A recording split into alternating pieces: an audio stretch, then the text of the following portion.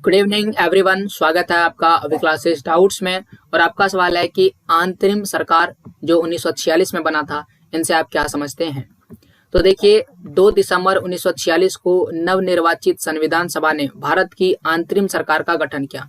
ये अंतरिम सरकार होता क्या है, तो देखिए सिंपल शब्द में इसे आप इस तरह समझिए कि भारत जब आजाद हुआ तो आजादी के बाद भारत को चलाने के लिए एक सरकार चाहिए। तो सरकार वहां पर बनी थी जो संविधान सभा में पहली बार जो चुन कर आए थे उनसे ही अलग अलग सरकार बना दिए गए थे। यानी कि भारत में जो पहली बार अलग अलग प्रकार की जो सरकारें बनी, उन्हीं सभी सरकार को हम क्या कहते हैं, अंतरिम सरकार कहते हैं। और ये अंग्रेजों के सहयोग से बना था, याद रखिएगा। और इसमें जो भी चीजें हुई थी वह पहली बार हुआ था। ओके, यानी कि अगर कोई शिक्षा मंत्री बना है, गृह मंत्री बना है, तो वो भारत में पहली बार हुआ है। और ये क्या कहलाता है, अंतरिम सरकार कहलाता है। इसमें 15 अगस्त 1947 तक अस्तित्व में बनी रही, यानी कि 15 अगस्त 1947 तक ये रहा। और इसके बाद फिर से भारत में चुनाव हुए, 1952 का चुनाव, और फिर जाकर के सरकार जो है वह बदली। अंतरिम सरकार की कार्यकारी शाखा का कार्य वायसराय की कार्यकारी परिषद करती थी। यानी कि यहाँ पर देख सकता है, अभी वायसराय गया नहीं है। वायसराय की जो कार्यकारी परिषद है उनके ही हाथों होता था। अध्यक्षता जो था वायसराय के द्वारा ही की जाती थी। अगस्त 1946 में कांग्रेस ने अंतरिम सरकार में शामिल होने का निर्णय लिया ताकि ब्रिटिश सरकार के लिए सत्ता हस्तांतरण की प्रक्रिया का सरल बनाया जा सके। यानी अब धीरे धीरे कांग्रेस भी शामिल हुई और जो अब सरकार ब्रिटिश के हाथों में है वह किसके हाथ में आ जाए, भारतीयों के हाथ में आ जाए।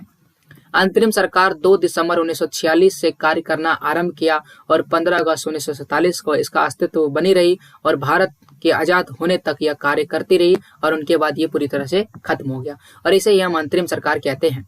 अंतरिम सरकार में अलग अलग, जैसा कि मैंने आपको बताया, मंत्री थे। तो आपसे कुछ इस प्रकार से पूछा सकता है, जैसे कि जब अंतरिम सरकार थे तो कार्यकारी परिषद के उपाध्यक्ष कौन थे, तो उनका नाम होगा पंडित जवाहरलाल नेहरू जी। या फिर विदेशी विभाग के मामले किनके हाथ में था, तो वह भी पंडित जवाहरलाल नेहरू के हाथ में थे। राष्ट्रीय मंडल के संबंधित मामले पर कौन देख करते थे, पंडित जवाहरलाल नेहरू जी।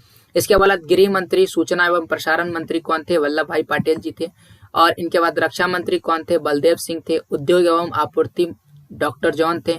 और शिक्षा मंत्री सी राजगोपालाचारी। कार्य, खनन एवं शक्ति मंत्री CH भाभा। इसके अलावा भी यहाँ पर देख सकते हैं राजेंद्र प्रसाद खाद्य एवं कृषि मंत्री थे। आसफ अली रेलवे मंत्री थे। जगजीवन राम जी श्रम मंत्री थे। खिलायत अली जो थे, लियाकत अली जो थे वे वित्त मंत्री थे। टीटी चुंद्रीगर वह वाणिज्य मंत्री थे। अब्दुल रन नस्तर संचार मंत्री थे। और गजनफर अली खान, गजनफर अली खान है, ये स्वास्थ्य मंत्री थे। जोगेंद्र नाथ मंडल ये विधि मंत्री थे। तो ये सारे जो है ये कौन है, अंतरिम सरकार के मंत्रिमंडल है। आप इसे इस तरह याद रखिएगा। तो ये था आपके सवाल का जवाब कि अंतरिम सरकार से आप क्या समझते हैं और इनका गठन कब तक रहा, ये सारी चीजें। तो उम्मीद है कि आपको ये सवाल बेहतर समझ में आया होगा। और ऐसे ही सवालों के लिए सब्सक्राइब कीजिए अभी क्लासेस डाउट को और कमेंट कीजिए अपना और सवाल, ताकि हम आपकी सभी डाउट को क्लियर कर सके।